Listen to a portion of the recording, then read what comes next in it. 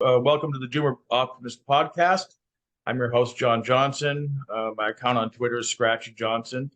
I'm speaking to you from snowy Maine this morning, and I'll be talking with Joe Norman.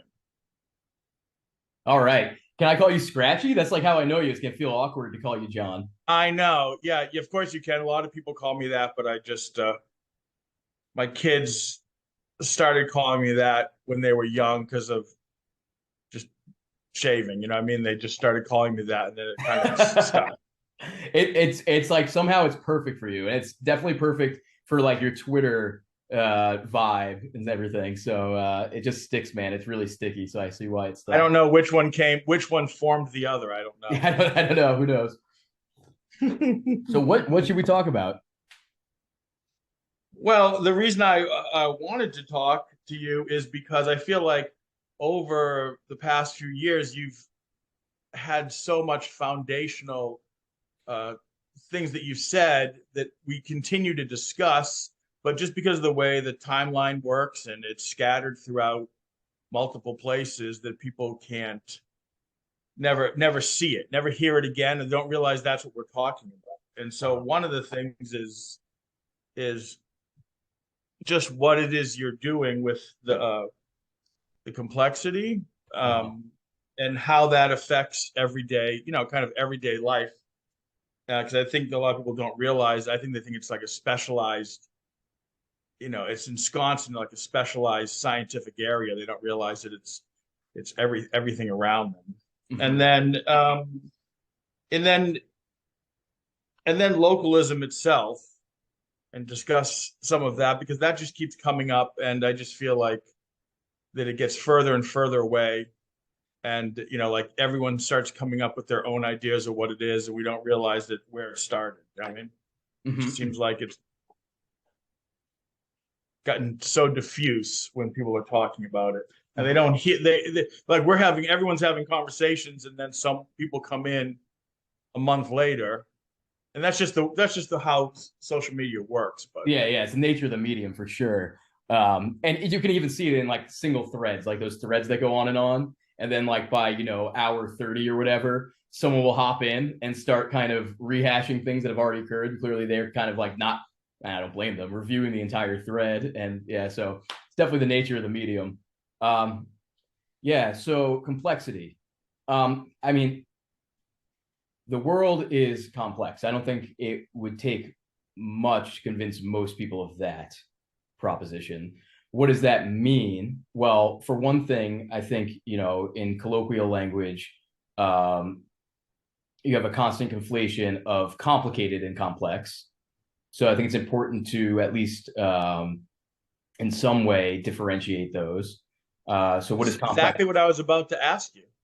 Okay, I so have my first question. so complex means that things are interwoven, they're interdependent. Things in the real world touch other things, and the causes and effects flow through all these points of contact. Um, Now, this is obvious when we look at the world, but it's important to state it explicitly because most of the way we have been doing science and we think of science and what it is has been to create situations that are antithetical to that, to isolate things, to study them. So typically, when we think of science, we think of okay, we're going to if we're going to run an experiment, for instance, what is the first thing you do? Well, you start to try to isolate things so that the kinds of effects of the world are controlled. And then the idea being through that control, you can get down to the fundamental things. You can understand what's really affecting what. But the problem is the world is not mostly isolated that way. Now, there are aspects of the world that are somewhat isolated, and you get to a bunch of nuance of how isolated are things, how non-isolated are things. But the bottom line is in the real world, cause and effect, there's no absolute boundary where causes don't kind of cascade through and beyond them. And this has major implications for how we understand what the world is doing and how it does it. Um, So the tendency to try to isolate everything, both in I said like in experiments and then also in our models of the world, our formalisms about the world that are ostensibly about the world, is something called reductionism.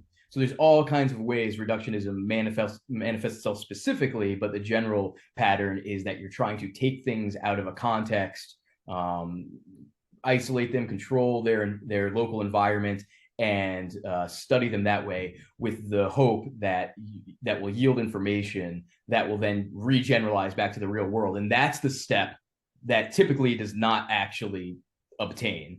It's typically not the case that the things you find out in that isolated environment tell you about how that part of the world or the system will actually act when it's put back in contact with everything else.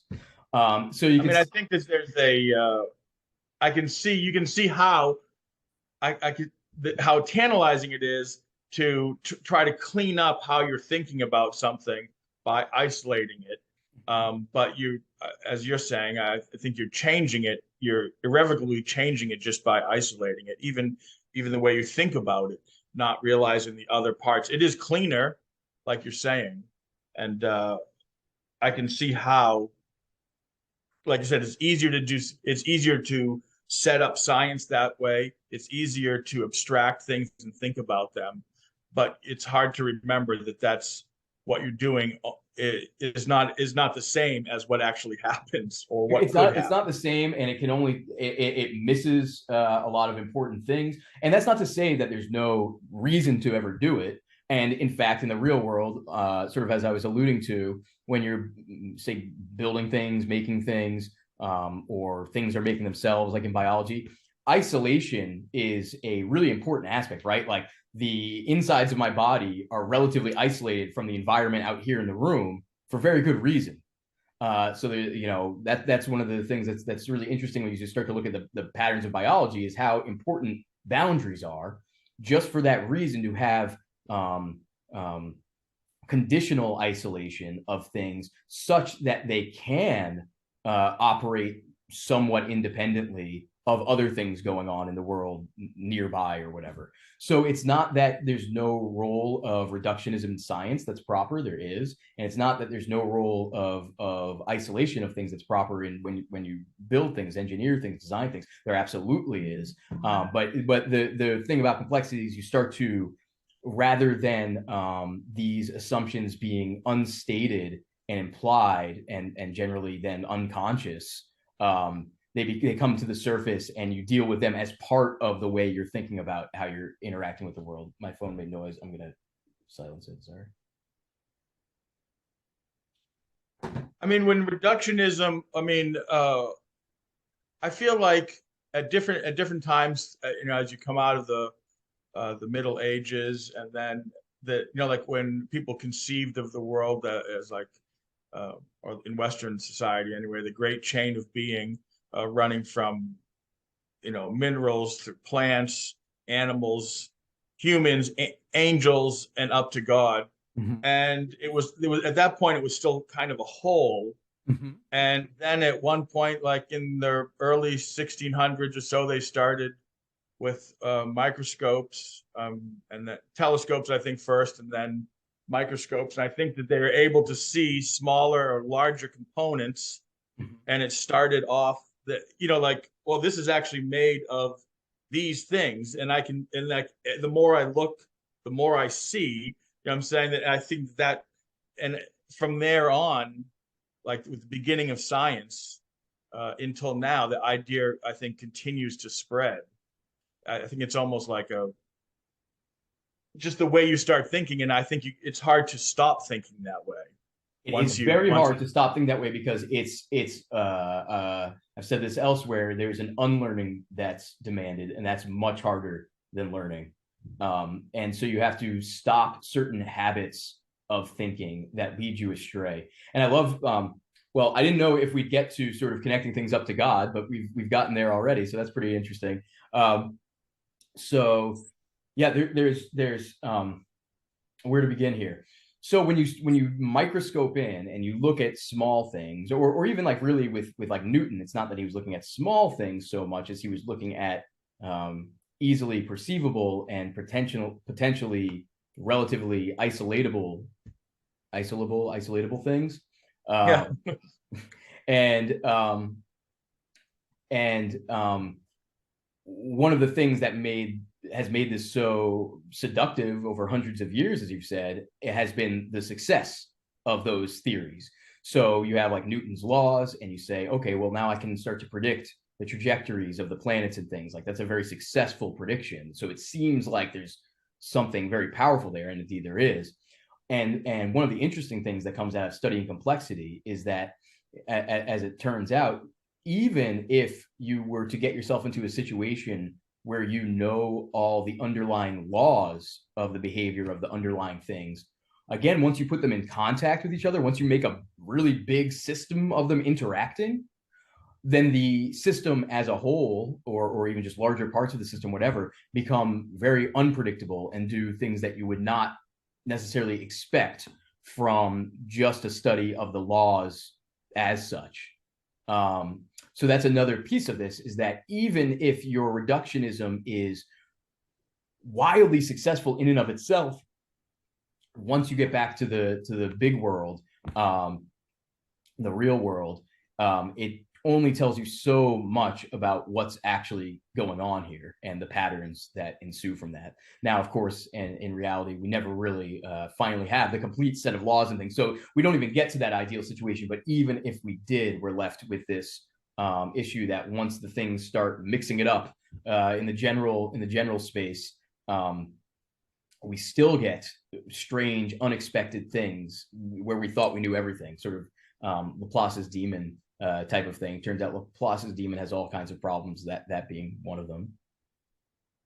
Well, when you have, it seems to me that like I said, I'm not a scientist, but at one point, at different points, it seemed like as successes started piling up, like that predicting this, that worked, and predicting this, and then eventually the idea was, oh, we can get to the bottom of the laws that run this place. Mm-hmm. And then as you go, you're refining it, and it keeps that idea keeps advancing. And I think probably until pretty recently, in the 30s, 40s, 50s, when it started to become apparent that there's a problem and you can't finally figure it out. And then it led to everything that you've studied. No, but I mean, to your point, even whether people start to realize that in the 50s or whatever, some people realized it before, many have not realized it yet. And that's what you see in Exactly. a lot of what, I think the circles we run in on the interwebs, this sort of pushback against these kind of central control globalist type of agendas, is they do not, I mean, it's a hubris. They have not learned that lesson. If they know it cognitively, they have certainly not internalized it into their chest and gut. And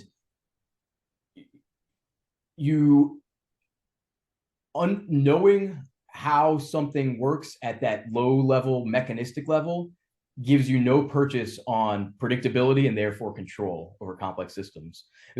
I think I saw you retweeted it too. I ran into a funny meme. I don't even know the origin of the meme. It's kind of weird, goofy characters, but there's kind of globalists reaching for total control. Yeah. And the next frame is them sweating because it's the collapse of complex systems. And it's like, just grabbing him from behind. Yeah, grabbing him from behind. He's like, oh shit. I mean, this is exactly it.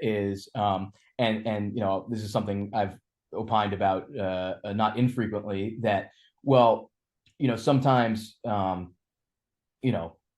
people start getting labeled conspiracy theorists and whatnot online because they think the World Economic Forum is full of shit and we should push back on their agendas and stuff, like, there's a resolution of these two views, because there's some people who are truly these kind of out there conspiracy theorists who are just like, imagine there's this small cabal who are really controlling things, and then there's people who kind of go the other direction and say that's ridiculous, and I can tell you it's ridiculous because it's not possible, so they're trying to make a more sophisticated view of it. Like you couldn't even do that if you wanted to, if you had all the power in the world. So that's like semi-sophisticated. But the reality is that people try, and in the trying, they create a lot of strife and destruction because it is impossible. Those people are right. But that doesn't stop people from trying, and that doesn't stop people who have a lot of power from trying. And that's the real issue with the attempt at kind of this global paradigm, central control type of model. It's not that they will succeed; it's that they are messing a lot of things up in their efforts. I think that's such an important insight that it doesn't matter whether they fail or not. It's the damage they do trying. I mean, whether they'll succeed or not, they won't succeed. But like you said, the amount of damage that can be done globally, and I remember saying that when you have global control, global level control, then you're going to make global level mistakes. Absolutely, absolutely. And this is like this is these kinds of issues require so much careful language, because what's weird is that these are we're talking about complexity, but when you go to those global levels of control, what they're really trying to do is induce this kind of simple behavior at scale. And it's the simplicity that they believe is possible that's the problem. And like you see this in one of the terms that comes up, I think it's kind of part of what you were setting up earlier about all these terms come up and they kind of get into the mix and people talk about them, whatever, is like this illegibility idea. And as far as I know, that term comes from James Scott's book Seeing Like a State. I don't know if he got it from somewhere else, but that's where I know it from. And it's just this idea that, well, when you try to centrally control, well, you have to simplify. You end up having to try to simplify the system such that it's manageable for you as a control system. And in doing that, you kill complexity. I think a lot of times people see complexity as something to be avoided, but when you kill complexity, you kill all the stuff that makes the life of the system possible. Like imagine, and this is related to complicated versus complexity, which is kind of where we started. And imagine all of the intricate physiological complexity inside our bodies, all of the immune responses and all these different cells moving around the body, interacting with tissues that are more stationary, but doing a lot of their own complex internal things. That is what keeps you literally alive. And if you try to simplify that complexity, you die. And we do the same thing with these larger, social, cultural, economic systems and whatnot, where when you try to have a control system couple up to it, well, it needs to simplify that system it's coupling to, because the control system can't be as complex as that. And sure enough, you kill the system every time. Literally kill. Like when I say kill, I mean kill. I mean, I think that's how in using your body as an example, or I mean that when people talk about like homeostasis or like kind of a balance, the balance isn't a single point. It's multiple systems, each running back and forth balancing, or there's no point of balance. It's just overall it comes out to it like you're healthy. I mean, or you're fine. All this stuff is already happening, and it's all happening at once. And like Right. if you try to hold any of those points, it will immediately throw the other stuff out of Right. whack. And like I said, you can't you this when you're talking about a stable system, that system is just like the temperature outside. That you have an average. It's made up of thousands of data points running up and down, and you can say that there's an average, but there's no actual average. Like at any given day, it's up and down, balancing out. That's right. And so sometimes when scientists get slightly more sophisticated, they talk about things like homeodynamics, to kind of allude to those kinds of issues. But and like for instance, a well-known example is your heart rate, your resting heart rate should be fluctuating. and it should be fluctuating a certain kind of way, actually a fractal kind of fluctuation, where with smaller fluctuations inside of larger fluctuations. That's all fractal means there. And if it's not, if it's too stationary, it indicates you are on the verge of heart failure. And so there's an example where it's not about, in one hand, it's not about a point. You're not trying to find a point, and that's not homeostasis.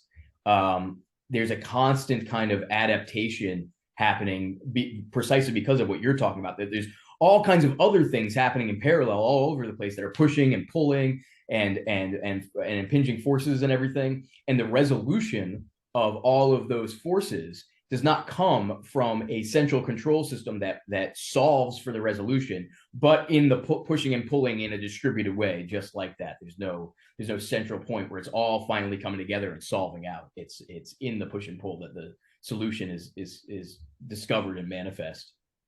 And I think so. You could ask, like, why does our heart rate behave like that? Why can't it maintain some stability or stationarity at rest?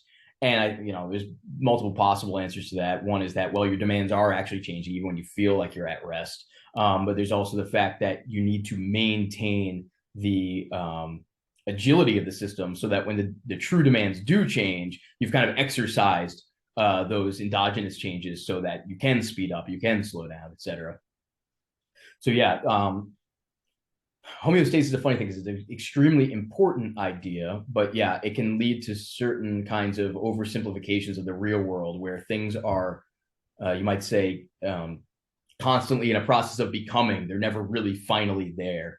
And I think this relates back to the role of you're saying, back before the Enlightenment and whatnot, there's more of a holistic view of the world that kind of centered around God. And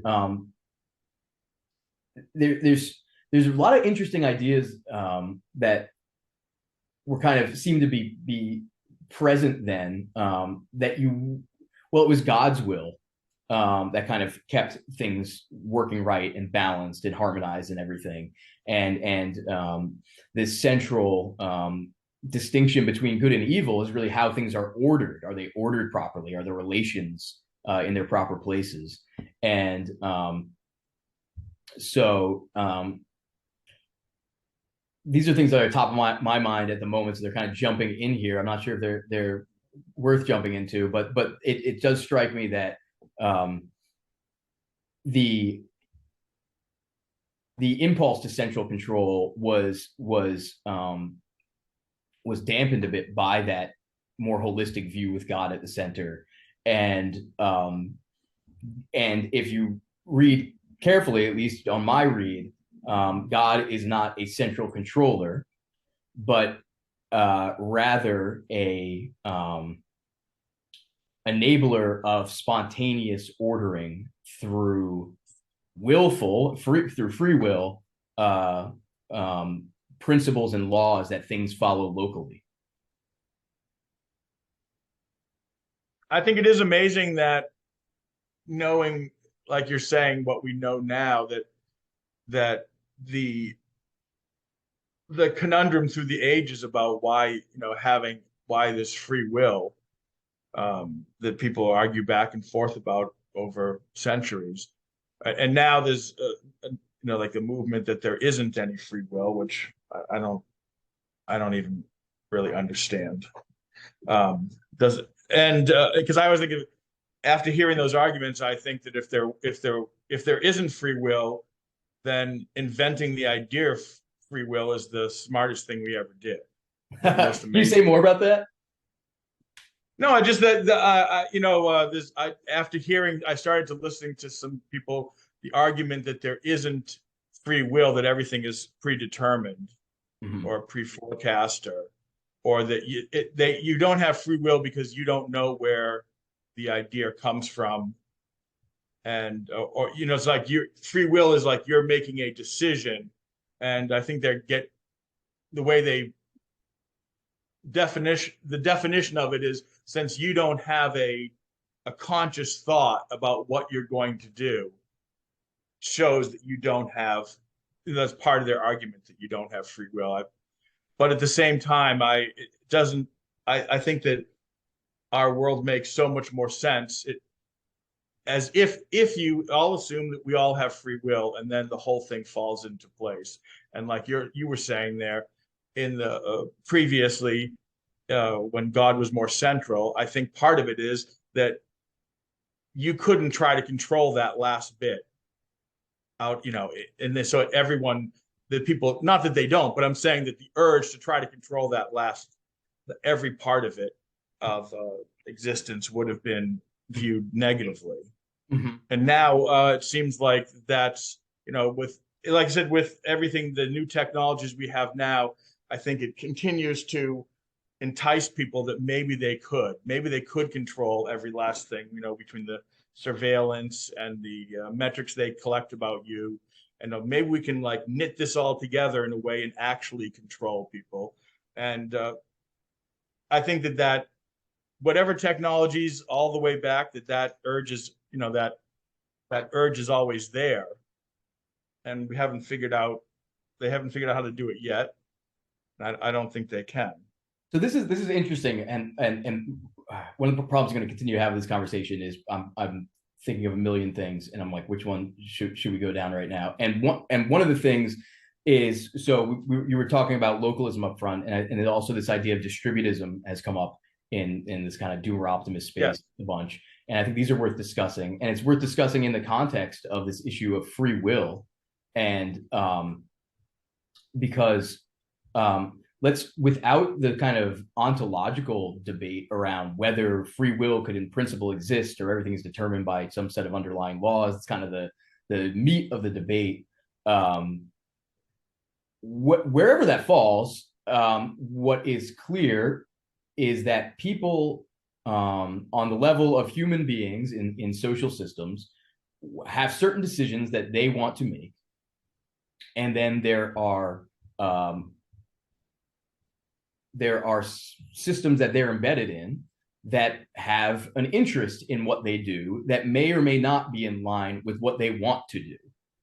And so in a practical sense, you have a free will problem there, whether or not determinism ultimately reigns and everything is actually flowing from a deterministic set of laws.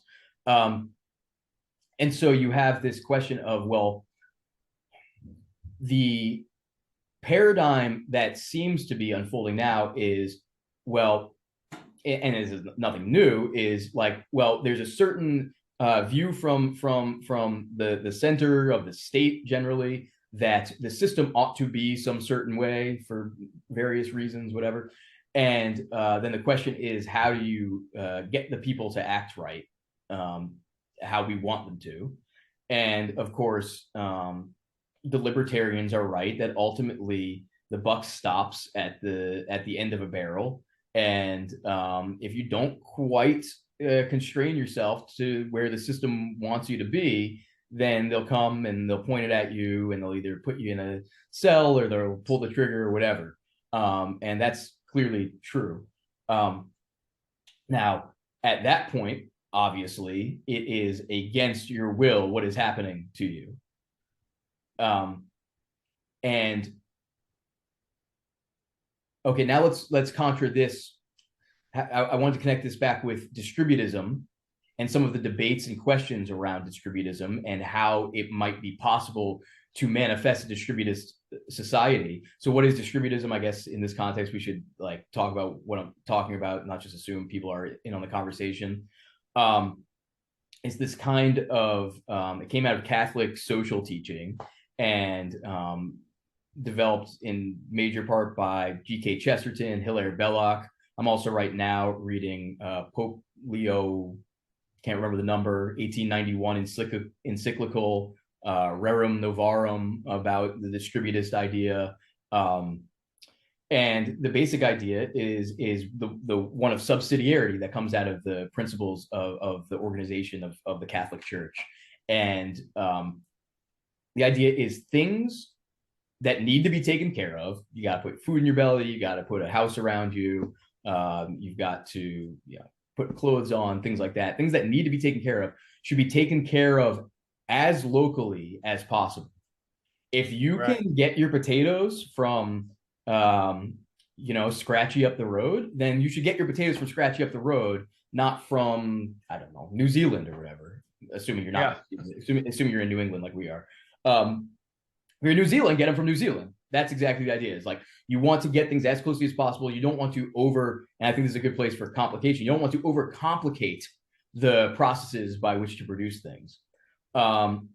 So there's all kinds of reasons to think that's a pretty good idea. There's also kinds of reasons like you might argue against why that's not a good idea. It's not as efficient as could be or something.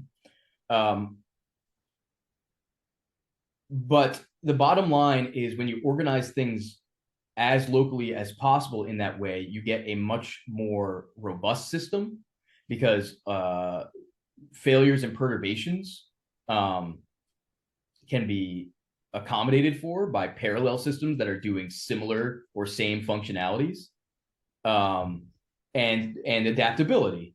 You can adapt the things to local conditions, which includes people's wills and whatnot, how people want to live. So you want a system, you don't want to have a system where you're pointing a barrel at people to get them to do what you want them to do. That's evil. That's forcing the system. So when you sort of take free will as an axiom, there's things people want to do, and then there's a system they must fit into. You see that a really healthy system needs to have those two things aligned. I have to want to do the things that are healthy for the system that I'm embedded within. And I think that's one of the innovations of free will. You kind of put it as like this innovation that we need to revive and bring back, where we need to understand that we have to want to do the things that are healthy for the overall system, and our neighbors have to want to do them as well. So what kind of a thing can facilitate that? And this is one of the things in the doomer optimist conversation is sort of what would you need for a real distributed system to emerge? Well, it doesn't really exist right now, or if it does, it's in a small pocket that I don't live inside of. And are they purely economic forces that could achieve this? Certain kinds of taxation and distribution of wealth. Oh, and I guess we should say about related to subsidiarity and what the view of distributism is. Distributism has a very similar critique of the accumulation of capital that Marx offered, with an antithetical prescription. It says, no, what we need is not common property to solve this. What we need is a reification of individual property, and that as many people as possible are holding private property as locally as possible, and that will necessarily be on small scales most of the time. Is I own a little bit of land, I tend to it, you own a little bit of land, you tend to it, is absolutely not. The breakdown of the good will occur if we try to socialize this ownership. So one of the debates that's come up is sort of, does distributism, if there's such a thing that can be possibly manifest in the world, does it demand, well, one, Catholicism, where it came from, or maybe more generally some kind of religion, or can this be done secularly? I have come to the place where I do not believe it can be achieved in a purely secular manner. Purely economic, state type of interventions. There has to be I will not commit myself at this moment to it needs to be Catholic, but it does need some kind of religious aspect, because the religious piece of who we are as human beings is exactly that one that will align the will locally to the general health of the system overarching at some scale. And there's no other kind of thing in our world that will imbue among multiple agents a common morality and ethic that will facilitate that. So anyway, because we're the context of why we're having this conversation, the doomer optimist, everything, like I figured I'd throw that out there, that when you think about the problem from a purely solving systems problems perspective, there is an irremovable aspect of religion, and we won't get there unless we can, at least locally, at the scale of subsidiarity that certain things are manifesting, have a common set of morals and principles, and that is religion. I think that when you're saying that, I was thinking that, how, like you're saying that you're living inside the system, there are certain constraints, and you want to keep everything aligned, and that, the what it takes to do that is things that are take longer, or it's more, the view has to be more than just your own human life. If it was just strictly economic, you would be making decisions about your own life. You know what I mean? Like, it would scale it differently, and it Yes. has to be longer than that. And I think that that's where religion has that advantage, It's that not only it's it's yeah, it's an advantage, but aligning. it's even existence. There's no real people can kind of tell themselves that in secular society you can still have these things, but actually it's not really a purely secular society. Then those are the religious aspects that are still uh, dwindling within that. So yes, it's such an advantage as to be non-existent without it. The point I'm making all the time to people. I feel like, once you were the Enlightenment, the idea is like, well, maybe, we can, now that we're separating, and every all the stuff that comes out of the Enlightenment, um, the idea is it's all the same ideas, but we're going to remove uh, religion from them, and so we're going to pass them through a sieve of the Enlightenment, and it's all going to be everything, and now it's all secular, and the idea is that this will all work. I mean, we can do this if we're all aligned, and it's been a slow descent since then, Yes. and as it goes on, it seems clear to me that as the religious aspect is drawn further out, the ideas do worse, and it only works because they're drawing on what's left over, or specifically, even if it's just the fumes, you have just the fumes of what's left from the religion are still helping you. You're still having a tailwind from that. So I Yep. feel like you can't say these secular ideas work because you can't get a secular society to test them. You Yeah, and, can't. and this brings us back to the original idea we were talking about. Well, what is complexity? It's you can't isolate and separate things and expect that they're the same things anymore. And this is exactly what this is like. Well, we can just excise this one thing out. Why do we? First of all, why do we want to excise the thing out?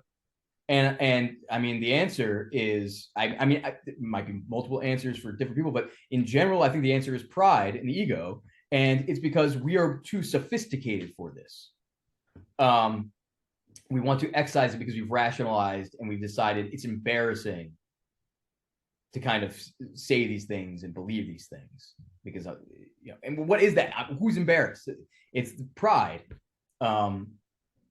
which is interestingly, the major mortal sin in Christianity. And so it's kind of like it's funny how these things work because within a system is different than you see without a system, whatever. But yes, and you're talking about these larger scope viewpoints, longer in time, more things involved, and involved with and you're able to maintain that, say, intergenerational perspective because, well, you're oriented towards God, which is eternal. And yeah, and the fumes, I like that. Yeah, you can't even say, well, this works secularly because we're still running off the fumes. And as those fumes, as that vapor kind of wears out, things get worse and worse. So if anything, the test is showing that it's absolutely necessary.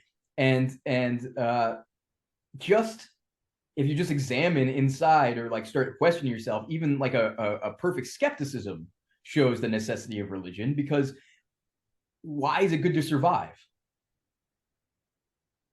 Secular rationality can't give you why it's good to live in the first place, why it's good to stay alive. None of that. So all of it requires this sort of axiomatic. So certain things are good because they're good. And you can't kind of go rationally further than that.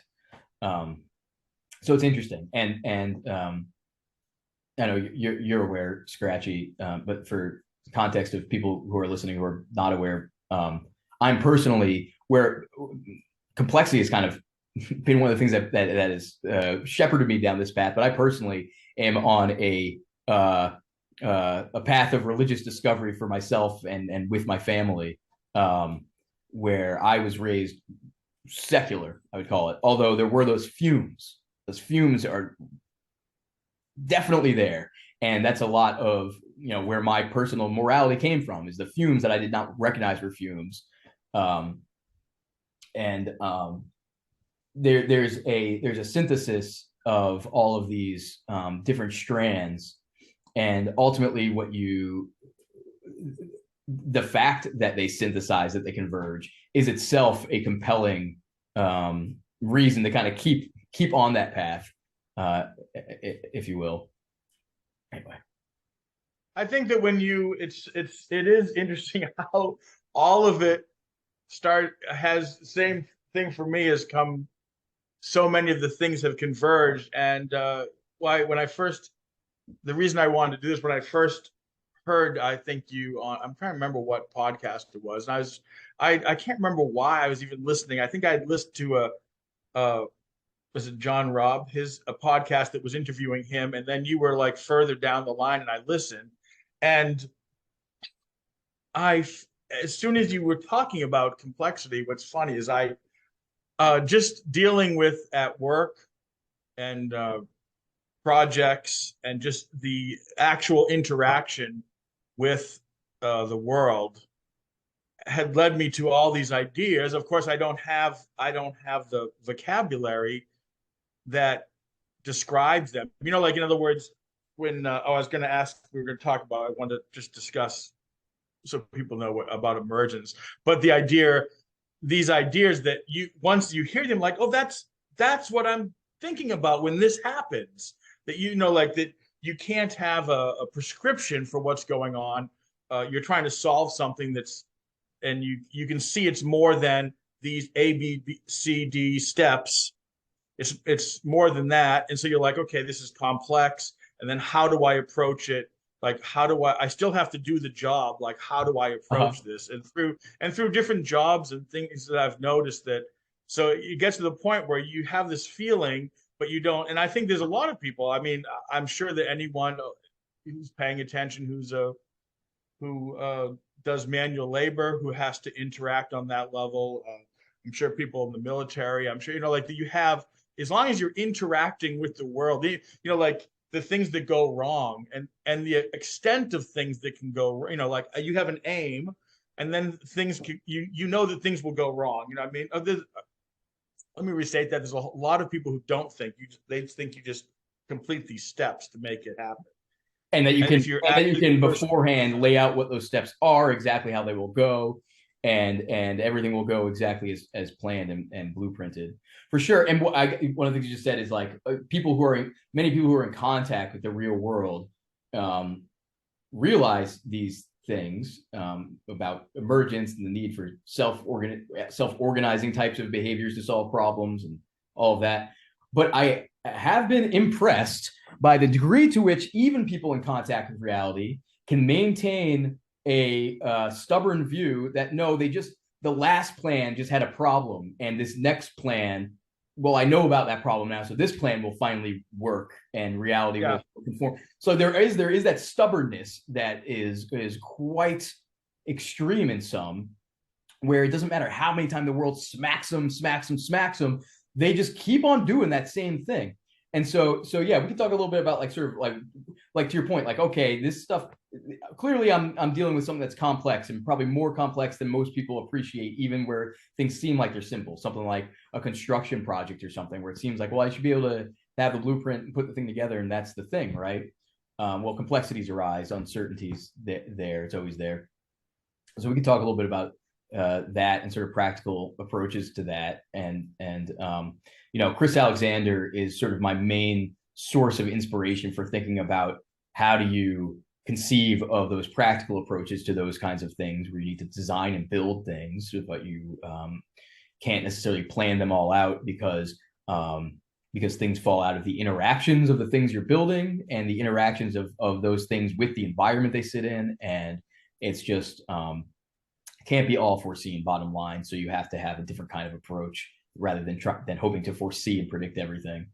I remember when I took a city planning course when I was in college, and it had nothing to do with my major, but and they were talking about something I think that you had said, and I was wondering if it was now that when I heard you say it, I wonder if it was Chris Alexander, like that they build like a college campus and then they line it with walkways and they have they have paved walkways, brick walkways. It's all beautiful. And then once it's underway and people are actually using the space, they create a path across the grass. Yep. And Sometimes people call those and desire paths, and I use them. I always have when I have slide decks, I always include a slide on desire paths for this exact reason. because everyone can see that happen. You know what I mean? Like you're like, why is there a path between these two buildings? Oh, it's because these two classes are, or like, and when I remember when I think you were talking about that, and I was like, oh, I wonder if that was Chris Alexander that they were talking about in this class. That, like Possibly, I'm not sure, but whatever they were talking about was on point because, yeah, I mean, when you think about how do you build a system, you want to leave the future open so that you can observe, well, what does the behavior actually look like? And so you don't lay down all your sidewalks first. Maybe you lay out your buildings, and even like Chris Alexander would say, don't even lay out your buildings. Lay out some markers that would show where you think your buildings might go. Start walking around amongst those markers that are still easy to move and adjust before you start building anything. So reality, the real interaction thing starts to reveal the patterns that they block out and that they promote, and no prefiguring can kind of work that out. You have to just let it happen. So I mean, building things is in large part the art of that balance between reversibility and permanence. And at some point you have to make decisions that are harder to reverse. But early on, you want to try to make as many decisions as possible that are easy to reverse. And then as you observe the true behavior of the system, these desire paths in this case, okay, maybe you know what? People are walking here all the time, and then the spring, it's getting a little muddy. They're still trying to tromp through because there's not really a better path. Why don't we lay down some cement here? And that's a sidewalk now. That's like a proper ordering of an unfolding of a space, is like, let the thing reveal itself and then reify it, give it some infrastructure, give it some stability. And it's, where do you strike that balance of when do I kind of let people walk through the mud versus when do I say, you know what, it's time to lay down a sidewalk and it's going to be harder to reverse if we decide this was a mistake, but it's time to do it. That's an art, not a science. There's no prescription that can tell you when to transition there. And some things you might not want to ever transition. Some things you might want to just let be what they are and kind of spontaneous and wild. There's no shortage of project failures from laying down the sidewalks first because you believe you know how it ought to be. It's like you haven't even explored the West, but you're going to try to lay some train tracks out there. And turns out they went the wrong place. Yeah. Like when we're out of money.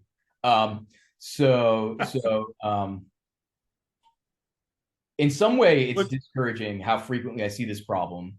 It's also a open problem for me for how do you align a set of people in an organization to the point where they understand this enough where they're not operating that way. It's not enough to have a couple of smarty pants in the mix that kind of see this and understand it, because surprisingly few people, even not at the top in an organization, can really mess things up by doing this, making irreversible decisions early on because they think that that's actually the way to get something right, because you really need to have a highly detailed plan up front. Otherwise, how could you possibly succeed? So Chris Alexander, his general frame is things unfold, and the unfolding of things allows the internal forces to be resolved as the thing unfolds. And so you end up with very complex things in time on the unfolding where all the forces are resolved, all the tension is resolved. by virtue of the fact that you were allowing it to unfold and you were shepherding that unfolding rather than blueprinting out a final system and then trying to construct it, as it were. So that's like sort of the general frame. There's a very like hard division between these two views of how things come to be in the world. One is there's a blueprint, and what we're going to do is take material and conform it to that blueprint as much as possible. And that blueprint, in order to do that as efficiently as possible, that blueprint should have as many details specified beforehand as possible. So we know which are the materials we need, where they need to go, how many of them we need. No one has to think anymore. You just look at the thing and put the thing in its place, right? Put the Lego right in its place. That's sort of one view of how things come to be. The other view of how things come to be is there's a fuzzy future. It's a bit blurry. There's a general trajectory, and we start with something that sort of reveals something about how that future might be, but hopefully we can adjust course as the revelation of the future is made more clear. And eventually all those details get into place, but they can only get into the right place by undergoing this process. So it's sort of a final state view versus like a process view or something like that. That's the big thing. Now, once you've kind of seen that distinction, you can get into all kinds of things like, what's our strategy for this? What are our tactics for this thing unfolding in this particular context for this kind of a system? Is it a software system? Is it architecture? Is it a book I'm writing? Whatever it is, right? These things look different in different contexts, the details, but the general pattern is the same. And it is very interesting how seductive it is to believe that the right way to do things is to get all the details worked out up front. Otherwise, you must be just kind of winging it or something. And it's no, you're not winging it. You're unfolding an adaptive process. It's funny, we have I have a joke about, I try to at work. It's like or even at the greenhouse. The greenhouse is a better place because you are dealing with living systems that you could kill, you could destroy them. You know what I mean? Like, yeah. And the joke that I don't know where I first picked it up, but like you have a plan. So everyone has a plan. But, you have your first plan, and then you have a backup plan. Mm-hmm. Then you have the contingency plan. Mm-hmm. And the emergency plan. Mm-hmm. Because as you're going, there's simply no way to chart things past a certain point, and trying to get everyone on board there. And I'm like, we don't need to have a plan all the way through the season. Like it's like these are the big events, and we fill them in, and there's constantly change. All the stuff is changing as we're going, and like I don't want, like you said, the paralysis of we can't figure out the plan. Well, we don't need to figure out the whole plan, because by the time we get there, it's going to be different. Yeah. I mean, like, and just dealing with that, and not constraining ourselves. I know a long time ago, I had done a thread where I took everything in the greenhouse, all the stuff the machinery we use, and I put everything on wheels. I remember that. So that we could move it around. It was very easy to move around. And we have a system that it works quite well, and none of it's in the places that it was before.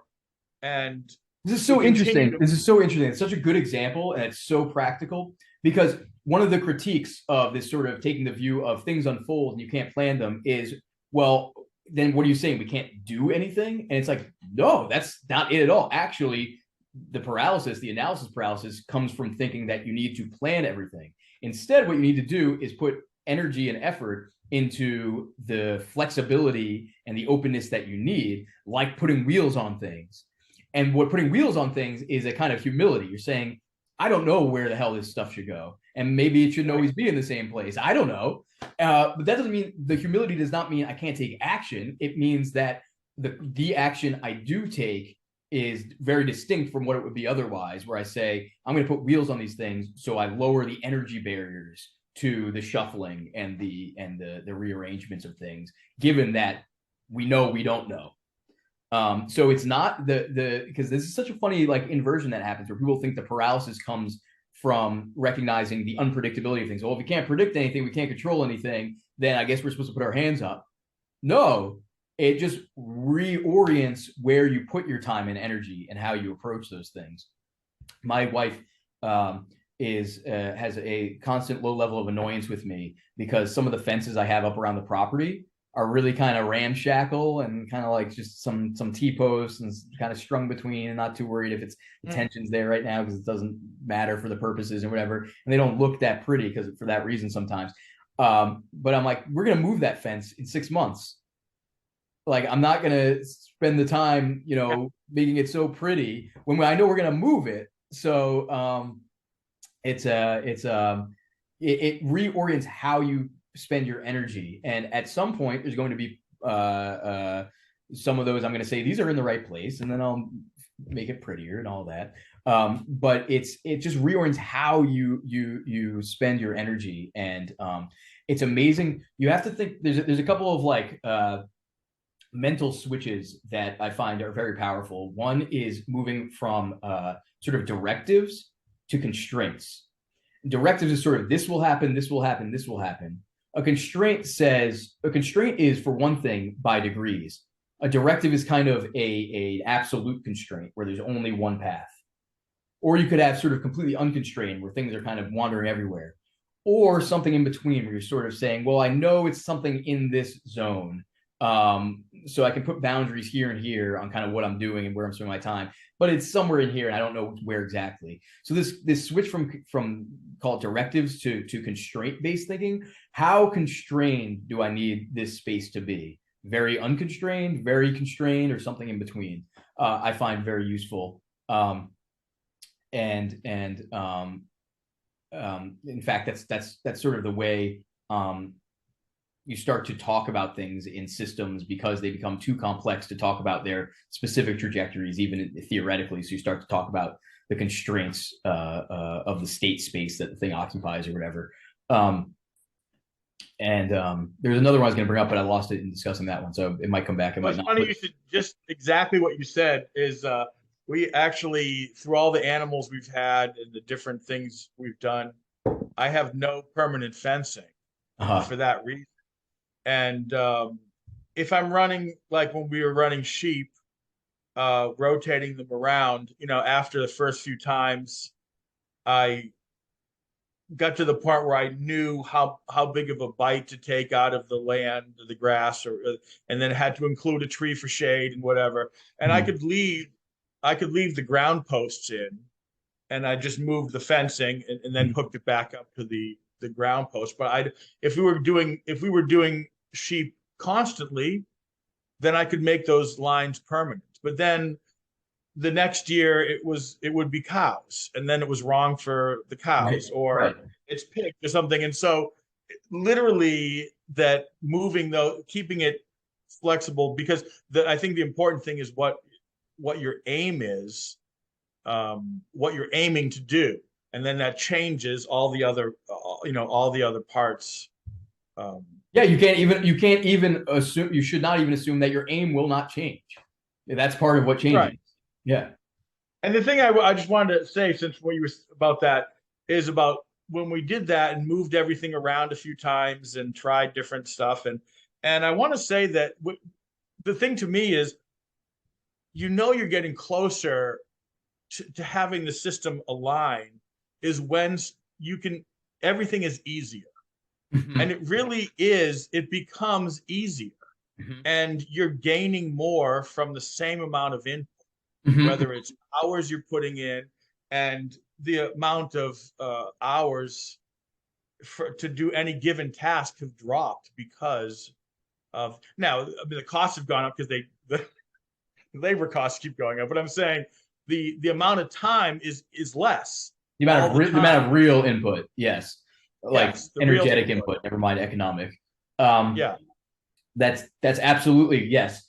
And so, yeah, things are becoming well ordered when there's a flow that starts to reveal itself.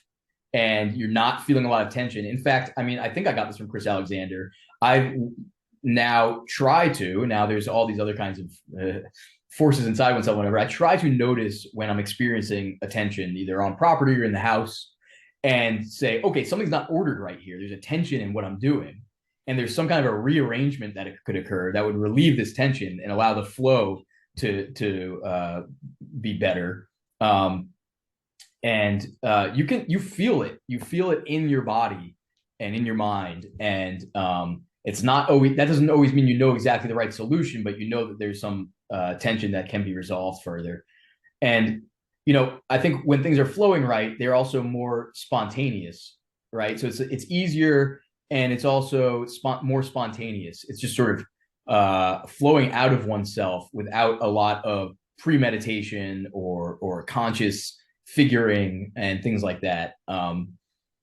So when you can kind of, it's easier to spot when things are not right than when they are, for that reason, because they're just kind of easier and flowing when they are. So you kind of, your attention goes to where are the friction points and what can I do to relieve them.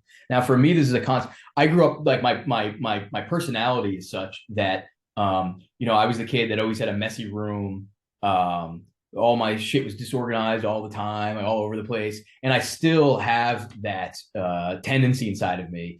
But it's venturing to embark on this sort of these homesteady type of activities and things has really taught me a lot of really important lessons about that, and forced me to improve a lot, such that I'm not constantly up against friction on every little thing.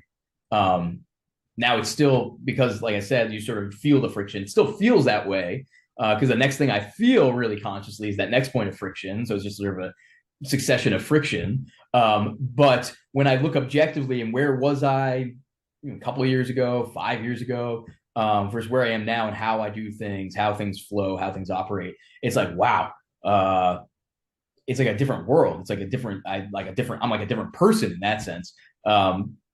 So it's a constant. There's no end to it. Again, I sort of said something like this earlier. There's no like end state you finally reach, but you do start to get into more of a flow, and things that used to seem insurmountable become routine and things like that.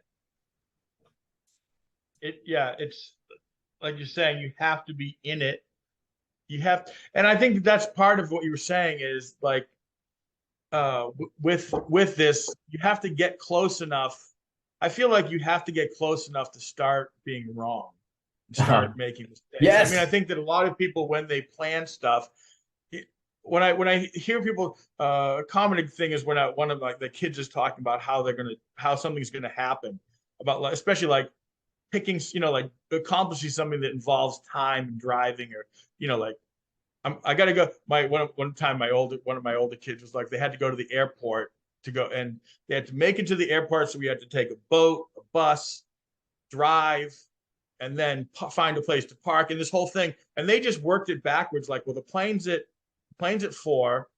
It'll take 20 minutes to find parking, all the way back. I'm like, oh my God, that's not how it works. We got to leave first thing in the morning. I don't care if we're up there for 5 hours doing nothing, but there's so many points where something can go wrong.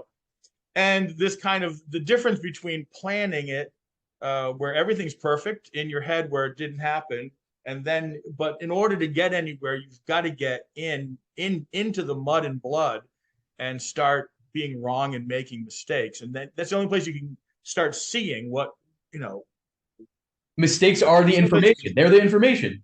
That's it. You have, like, the things that didn't go how you expected they would, that's the information. And you don't find that out beforehand.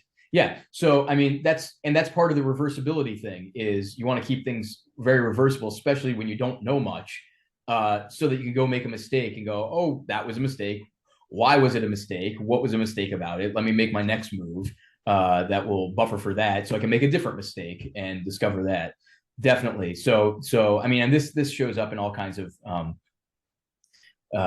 context and engineering and everything, where people realize that you really need to iterate, OODA loops and things like that, right? You really need to iterate to figure out what's going on and to operate, as opposed you're yeah, that's kind of the OODA thing, right? Is like you're better off cycling really fast than you are being really smart. Um, and that's actually how you become seemingly smart, is by cycling really fast. Um, Now, of course, there's always some kind of an optimum in there where, well, you want to be a little bit smarter or whatever. But yeah, and you were mentioning earlier you want to talk about emergence. I don't know what you wanted to. Oh, I just wanted to have you just mention what it is, because I think that, it's what sets complexity apart Mhm. from other kinds of system, that things that there can be like what emergence is and how it, and I mean, I think that people understand it. They have a feeling for it, like when you hear people say that like a sports team is, they're more than the sum of their parts. I mean, like your kids' team. It's like, well, you take these so many kids, and individually, you could look at their abilities, but once they're together and have an aim, they can perform well above their. And so, as I was saying, I think people have a feeling for what it is. Yeah, right. So what is it sets it apart? It's that when you take a wider scope, you include more things in what you're looking at. Um, there's things about the overarching system that can't be performed, produced, or discovered by only looking at the parts. I was talking about earlier about isolating things, separating things, reductionism. So the example that I like to use, I got from a bright fellow named Alex Ryan, and there's something called a Mobius strip, and it's this geometric object. It's just an abstract object, and you can picture, if you're not familiar with it, some people will be, but if you're not familiar with it, it's like if you took a long strip of paper and you twisted it 180 degrees and then connected back to itself in a loop. Now, why would you do that? Well, what that does is you can think of a paper as generally two-sided. Like we know it's a three-dimensional object, but it's very thin on one dimension. So we could consider a piece of paper a two-sided object. When you twist it 180 degrees and connect it back with itself, the total geometric object becomes one-sided. And you can verify that by literally taking a strip of paper, twisting it 180, connecting it back to itself, tape it up or staple it or whatever, take a pencil, start tracing on the paper just a line down the center of the strip, trace all the way around, all the way around, and all the way around. And you'll find when the line meets back up with itself, once you've done the loop, you'll find that what you kind of perceive as both sides of that paper have a line on it. Whereas if you just took a normal strip of paper, made a loop, and drew a line around it, well, you find only one side of the paper has a line on it. Okay, so why is that related to emergence? Well, you could think of the one-sidedness of the strip as a property of that object that does not obtain if you look at only any part of that strip. So if I say, I'm going to study this strip, I'm going to cut out a piece of it, I'm going to do reductionism on this thing. Where's this one-sidedness coming from? I'm going to, okay, every piece of that strip is two-sided, but the whole strip is one-sided. So there's this seeming contradiction between the properties we're observing. When we look at the whole strip, it's one-sided. When we look at the local properties, or the local pieces, it's two-sided. And it's not that one is true and one is false. The answer you get is depending on what you're including in your analysis, how big your scope is. Okay, now let's just generalize this out. So what that implies is that as you include more and more things in your scope of I'll say observation rather than analysis, there's going to be other properties that are showing up that you can't understand, conceive of, articulate, whatever, by looking at smaller pieces of the system. They could even seem in contradiction. And just to connect this back up with some of the kind of theological points we were raising, like when we talk about things like the problem of evil, why would God allow bad things to happen? Well, it seems that there's all kinds of ways you might begin to tackle that issue, but one of those ways, seemingly to me, is that, well, you might need locally bad things to happen so that larger scale good can emerge. those are not necessarily in contradiction with one another. They might be mutually necessary to manifest a greater good. It can be hard to swallow that, I think, but it's a possibility. And it's a way you might approach resolving that problem. So why is the Mobius strip one-sided? Well, it's not because you took a whole bunch of pieces of two-sided papers and threw them in a bag in an unstructured way, and then it was one-sided. No, there's a structure and an organization and order to the strip. The organization of how all those smaller parts of the strip fit together that allows this other property to manifest. And so this is the general. Basically, what complex systems science says is that how things are organized matters. And it's not just the stuff that's in there, it's how the stuff relates to the other stuff. And you could call that organization or some kind of order or something like that. And this gets back to why reductionism fails, because you remove a lot of that extended structure and organization that the real world has, that the properties and the behaviors of the world that we're interested in actually flow out of. And this connects with what we're talking about with sort of design processes and paradigms is, well, how do you actually produce things that have favorable emergent properties? And the answer is you need to do some kind of an evolutionary type of process so that favorable emergence is discovered rather than sort of dictated a priori. And so there's a selective kinds of process that needs to go on. Even when we're talking about these kind of, I have a piece of property, not many properties. So I can't do evolution how we usually think about biologically, where there's many agents that are going out and some are fit and surviving and some are not and dying, and that's kind of how the evolution happens. You get a kind of, when you only have one thing to work on, you can still have an evolutionary process in if you build in this kind of ability to reverse and revert changes you've made, because what you're doing is you're kind of exploring possibility space, deciding whether it's worth keeping or not. If it's not, you kind of pull back and you reach out into another part of the possibility space, and you decide if that's worth keeping or not. And that's a kind of evolutionary process that unfolds where over time a single trajectory manifests, but with a process of selection as opposed to directions. Oh, yeah. I was going to say that whether just having, if you have a goal and so you're selecting to get closer to that goal, can that be the same as evolution? Yeah, I mean, the kind of evolution, right? The kind of process. But I think once a process is sort of selection-like, then we can say it's sort of evolution in that sense. But yeah, it's a selection. So any selection pressure will cause that. And the thing is different, and because the system is always evolving, multiple parts are changing simultaneously, and so that's the interactive the properties and behaviors that come out of those interactions can either be favorable or unfavorable, and that's why you need to select, not direct, because you need to, okay, this thing moved into this state. Was that good and we keep it? Was that bad and we don't keep it? That's a selection process, and you just, for that degree of complexity, you need that, because you can't game out all of the interactions that will be relevant.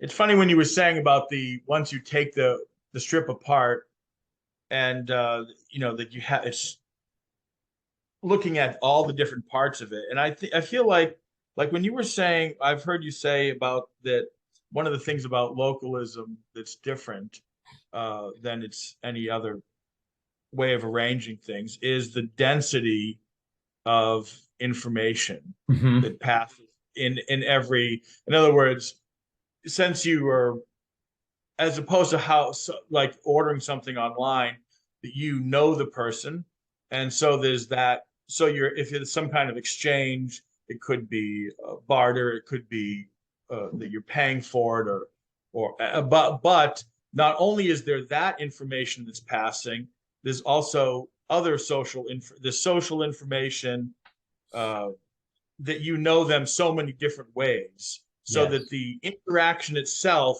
is so dense. Yes. One of the ways I like to put that is like if I if I purchase milk from the dairy up the road and they're economically benefiting from that, well, what are they going to do with that economic benefit? Well, probably what they're going to do is improve their farm. Guess what? That farm is part of my environment. And so that improvement actually, I benefit directly from that improvement as well. And so, you know, one of the things I wanted to say when I was like going over, like, oh, I wonder what me and Scratchy will talk about. You know, in the shower, like a million things, like, oh, I hope I say that. One of the things I wanted to say that came to me that I'm not sure I've said elsewhere is that space. I don't mean not outer space, but like space as a construct is one of God's great innovations because it means you can have something we call location. And what does that mean? It means that some things are close by and other things are not. This by itself affords so much, and it's actually what underlies the possibility of intricate living patterns being produced and playing out. Without space, you can't get that. One of the reasons is what you're bringing up is this density issue. It's like there's a real event in space. I'm near that real event. So as these sort of event causes kind of radiate out from this event, I can observe multiple of those trajectories of causes, and they can impact me, and I can kind of be more or less aware of those impacts on me. And they will also impact others who are also in my local sphere. And you get, like, just how you're saying it just right, is this density of interactions that is information rich in a non-linear way. Like, it's not just that you get more information, the information compounds because it's all interconnected, and you get kind of redundancies and flows that tell you about, you know, actions you should take. And like, you might, you know, another to your point, like maybe the guy up the street grows delicious lamb, and I love the way his lamb tastes. But I also found out that he's a real dirtbag, and I don't know, he beats the animals or something. And so, okay, his lamb tastes good, but I'm not going to give him my money. So like, there's these information density that space enables, and then on the other side of it is when things are far away, then they can operate in a way that's essentially isolated from what's going on here, which allows independent adaptation and patterns to form that aren't too tightly coupled to what's going on right here. Only space gives us that. And one of the things that we've done throughout kind of human history, and certainly through modernity here, is eliminated the benefits of space.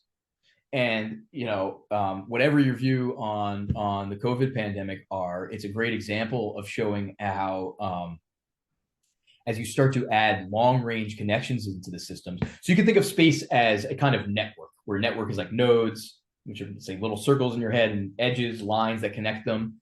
Space is like a blanket of a network. They call it a lattice network.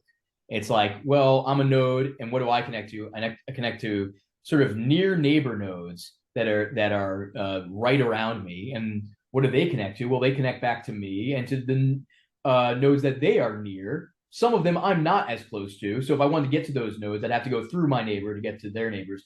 That arrangement of things, that's what we call space. Sort of Euclidean space it comes out to.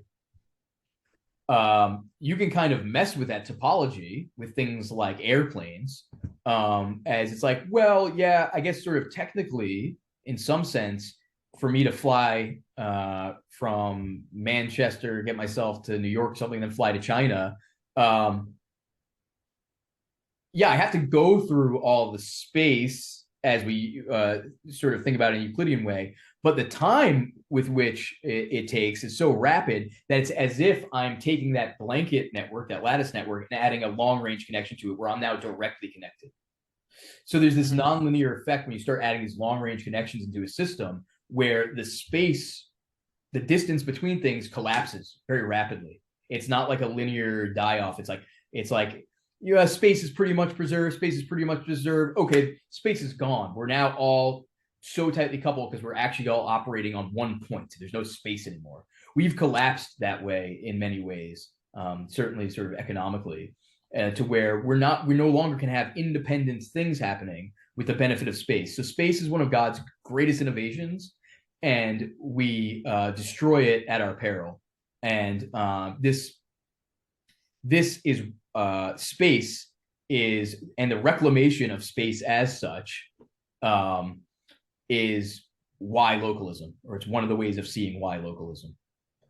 It's to have tight interdependence close by, dense interconnections, and its complement, very weakly connected far away.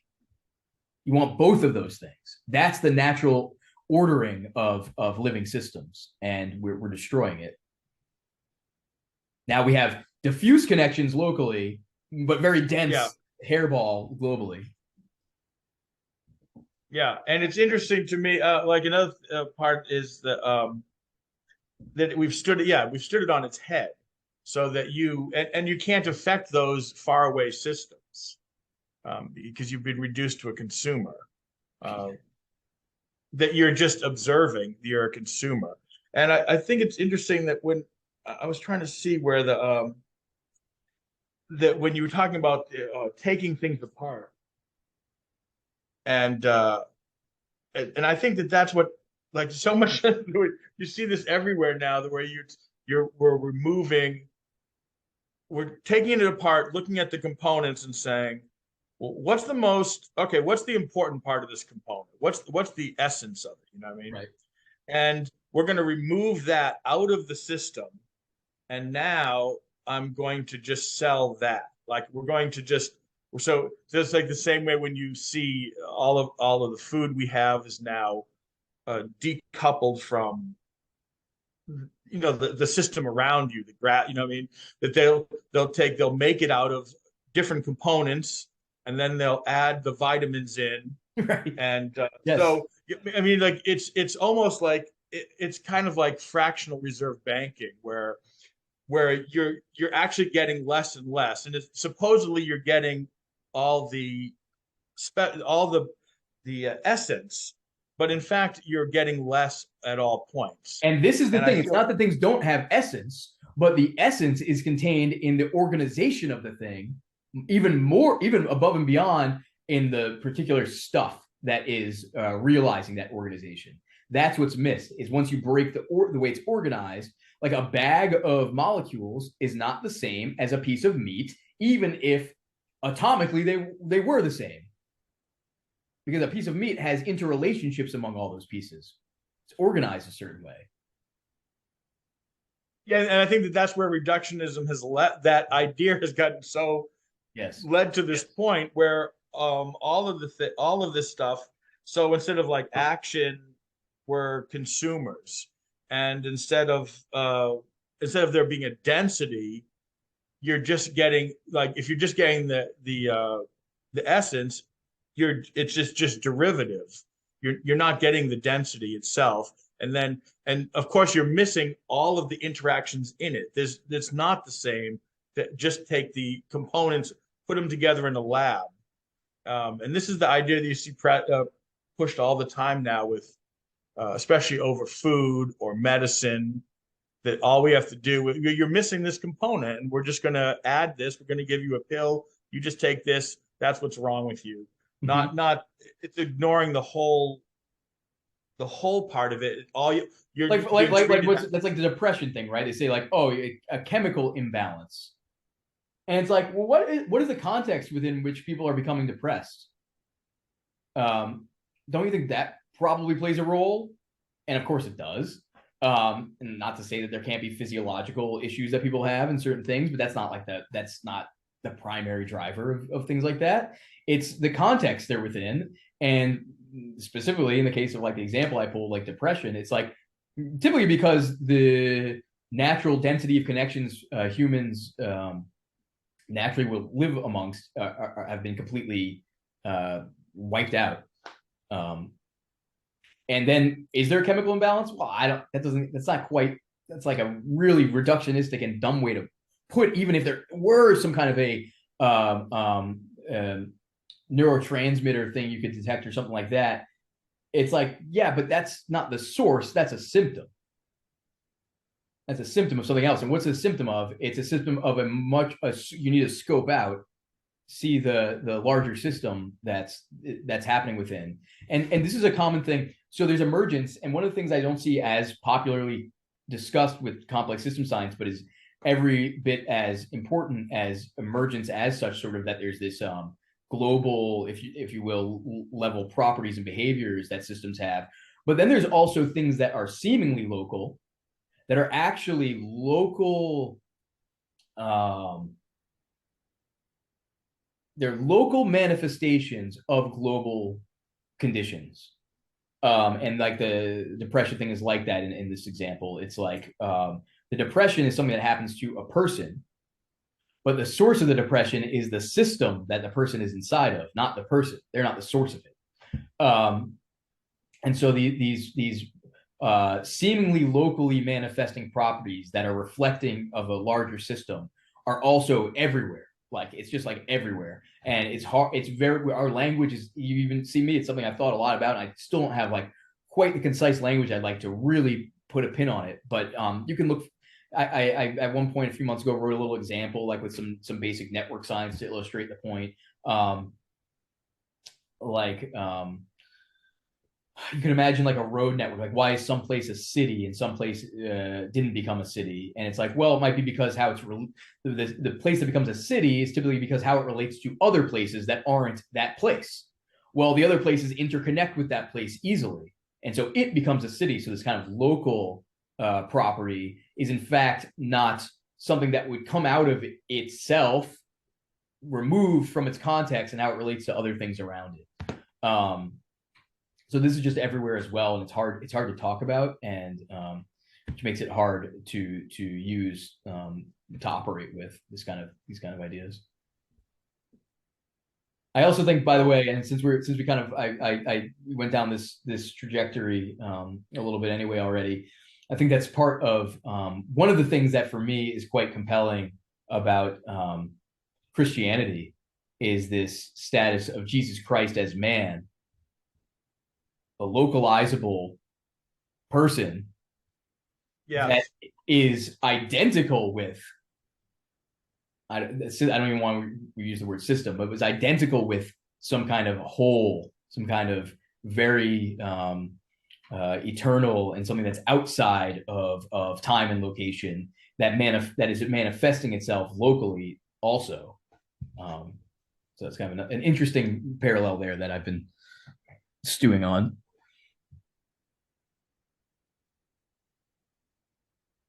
Well, I think that, like I said, it's just so interesting to me how once you start thinking, once you back out, try to back yourself out, you can look at, we can all, people say like, oh, reductionism, they recognize it as such, and then agree that it's not good. It's not a good thing to apply to everywhere, and try to back out of it. And it seems like it's difficult for people to back out of.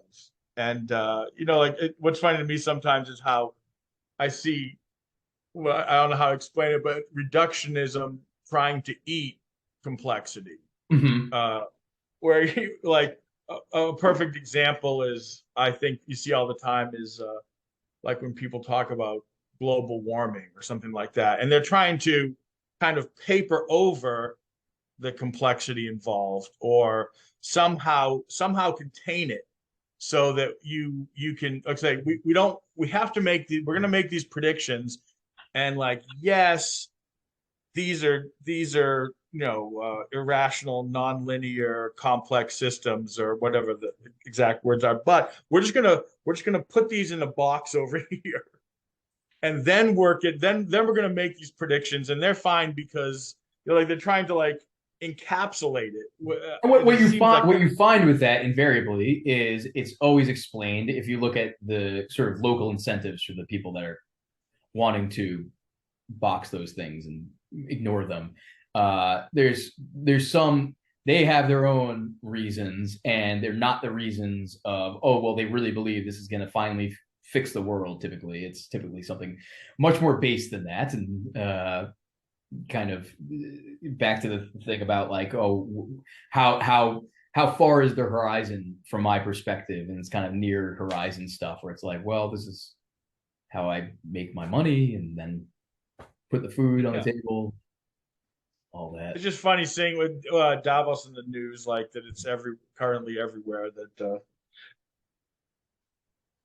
where they're just advocating for I mean, these people large are globalized dangerous idiots. That's all you can really say about it. And then the question, I guess, for folks like us becomes, what do we do about it? And the only thing that I can ever come up with is like, become more locally, try my best to live by the principle of subsidiarity. Um, Try to do things locally, try to become more whole myself and my family, my community. It's a big project. It's not straightforward. And again, it's like, it demands, at least in my perspective, it demands a kind of faith, because because if you look at the kind of power disparities, they're so massive that it's like, well, you can't hit these things head on. So it's something else. You got to seed something. So the only place to seed something is kind of here and now. And that's the only way I can really come to it. And I never, I wish I had a big plan, I guess, although I understand that I can't have that. Um, and so I just kind of move forward with a practical faith of like, I'm going to do whatever I can to like right now what we're doing. I'm kind of like, hopefully this seeds some thoughts in some people that spurs them to change what they're doing a little bit and everything, and kind of depend on that bottom up contagion type effect. That as things go squirrely with global power structures and whatnot, there's a understanding of why that's happening, and a kind of general direction in which to move that can avoid those kinds of problems. I think that I think about I was talking to one of the kids the other day and talking about uh, when we had the solstice, and I think a lot of people they understand. I think people understand what it means, and that the days, how the days work, and the length of the days, but the idea that to me it's like there's still winter, and that it's winter now, but on the very first moment of winter the day length is getting longer. And so the seed is already, as part of winter, the seed is started to end winter. You can't have one, there can't be one without the other. So the same thing, like being alive means that you're eventually not going to be alive, that you're going to die, that you can't have one without the other. And so I think that hopefully I feel the same way after really worrying about stuff for a long time. I realized probably the only thing I can do is concentrate on the things I can change. And so maybe you end up affecting some other people, or they can see something that they didn't, well, whether something's possible or not, and you might say, well, it's not possible to do this, and then they see someone doing it, it's like, oh, okay, if they can do it, maybe I should be doing it. Uh-huh. And that it develops in that way. And I know that we've discussed online, or the challenge of people who are localists and yet separate, or Uh-huh. they're localists but they're distant. Mm-hmm. And I think that probably at this stage, there's nothing else you can do but keep the faith and continue to do those things that, like you said, with your neighbors, which try to engender in other people. You can certainly cannot, you can't force them. You couldn't legislate it. You couldn't. Those changes couldn't be made from the top. It has to start from the bottom. And actually, when I got these pigs yesterday, it's someone I've come in contact with locally, and there's a few people now that we trade stuff back and forth and try to help each other. And And it does seem it actually does seem like it's a growing thing. And the more people hear about it, then they're like, well, it seems impossible. I'm like, no, I can look. You can lend you this stuff here. Take a few pieces of fence. Like I'll walk you through. It's not a big deal to do chickens or pigs or whatever. It's growing here as well. It's growing here as well. I was Yeah. just last weekend. I was invited to. It was actually through the local Catholic parish, people who are part of that community, and it was what actually ended up being was two things simultaneously. It turned out the women did a kind of herbalism um, workshop where someone who's knowledgeable was talking about things. I didn't attend that, so I can't really speak to it. But then the men went and processed rabbits, and my friend has been producing rabbits, and he said gave them to us generously and said, "You process it, you keep it." And How is that build? That seems like a funny those two things together. oh, I mean, How would you advertise that? I like the idea. it was an email, and it said, "Hey, can you come over this Sunday? We're gonna talk about herbalism and processed rabbits." So not much work done in the marketing department on that one. But I think that connected back to this idea of like sort of the inseparability of religion in human social life. That's what made that happen.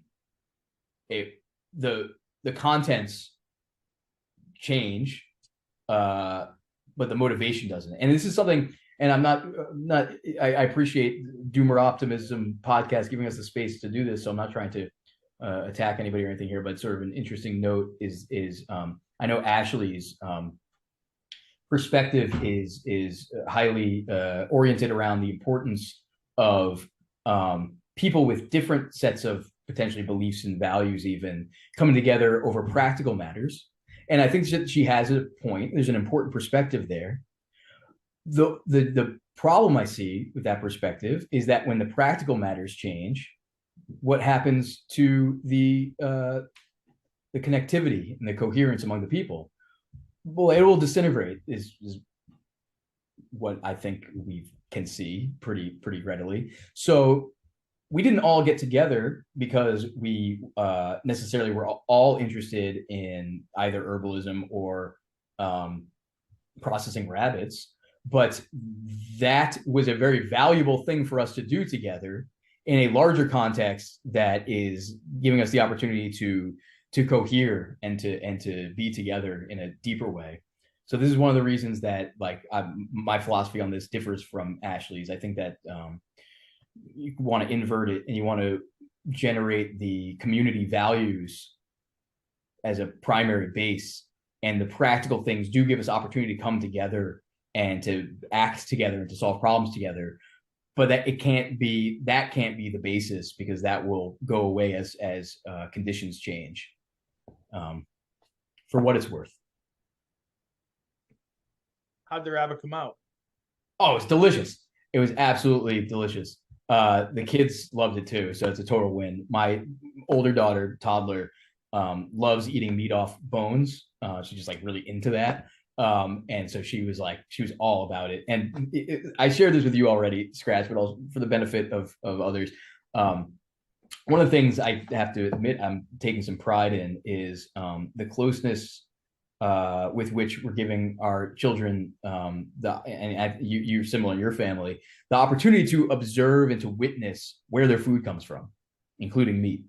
And my toddler looked at the leg, understands what a rabbit is. She wasn't there for the processing, but understands what a rabbit is, understands she's holding a leg.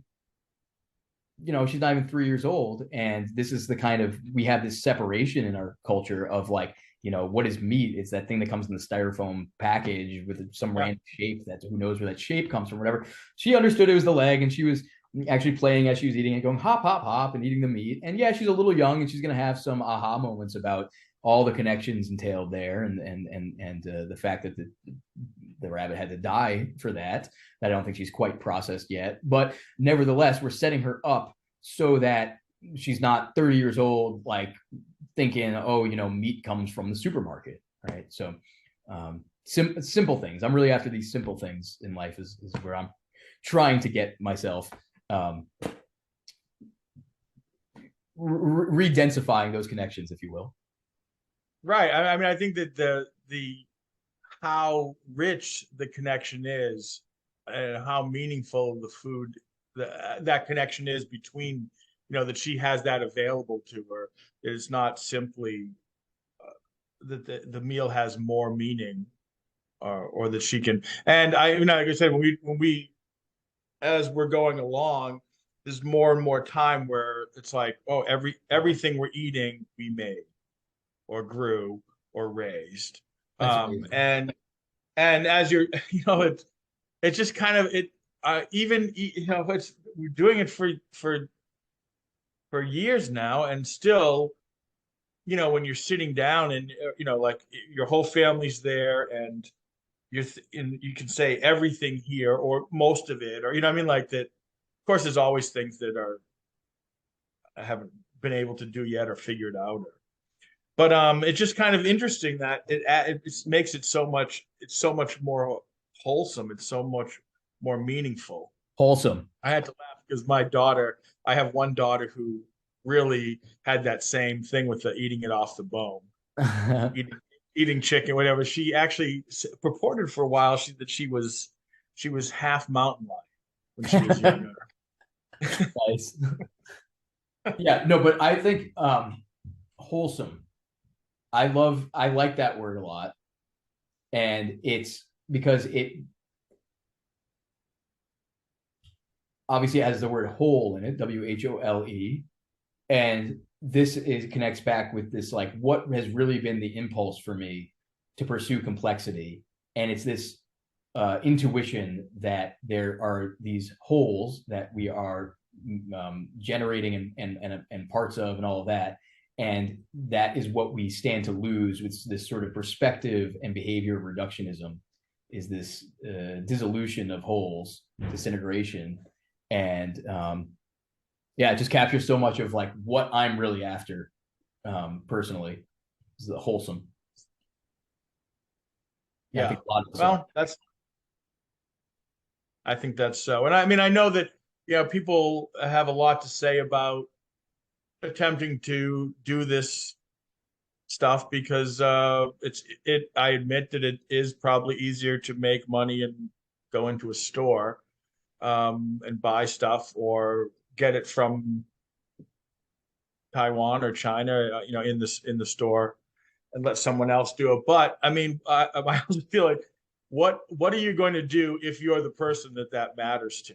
You know what I mean? Like this, you just have to do it. I mean, and so probably a self-selected group of people, but that's important to them, and that's that you just have to do it. If that's you, you just have to do it. I Yeah, feel you like. can't. Yeah, exactly. You can't rationalize it down to something because it's not, because rationalizing and sort of is like analyzing, like breaking it apart. It's not about some part. It's about how that all fits together, and you're having an intuition about that whole, and the value is in that wholesomeness, not in any part of it, but in how it all fits together. And so, right, there's no, yeah, for some people, clearly, you just got to do it. And if you happen to be listening to this and you're like kind of like having you feel that pull and you haven't, and you're even talking yourself out of certain things, agree with Scratchy. You just got to do it. There's no reason that's going to come along that's greater than the intuition you already have. Yeah. This has been awesome, Scratchy. I think we should close it out because I've got some things to tend to on my side. I'm certain you do as well. Thanks. So, did you want to talk about your school or the classes you're running? Nah. I think you're running a class now, or No, I'm not running anything right now. I've run classes in the past. I will again in the future. Not running anything right now. I want to switch up the format a bit for the next time I run it. So not sure when that will be, but yeah. I mean, you can find, if you're listening, you can find me on Twitter, Normonics, NORMONICS. Yeah, and I'm there too often. So along with Scratchy. Who's Scratchy? By the way, you have one of the most severely and criminally, I will say, underrated Twitter accounts. I love your tweeting and your You just make me laugh my ass off Oh, on a that's, regular basis. all So right. Well, that's good. It's good to know. I feel like, you know, honestly, it's just so I don't bother my family. yeah, yeah, I right. mean, like, They it's release so much that more energy. peaceful if I'm able to vent on Twitter. Well, it's much appreciated. I'm glad that you found that outlet. All right. Well, excellent, Joe. I But can't tell you what's how your how do good. we find you, Scratchy Johnson? What's your actual handle if we're looking for that? Is it also Scratchy Johnson?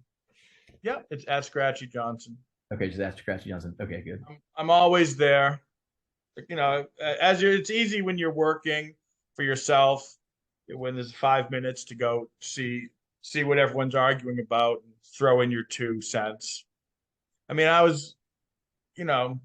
a denizen of the peanut gallery, so that you know, Twitter's like the perfect thing for me. I love it. I just love the forced conciseness. Makes it tolerable for me. Where the other social media sites, I can't. I Oh, I can't. know. I keep hearing that they're going to expand, and no, as much as you're fighting to keep stuff in sometimes in under that limit, I hope they don't I raise think the even if they limit. do, it won't work. So ultimately, they won't, even if they try it. So we'll see. All right. Thank you, sir. Thank you, Joe. Talk soon.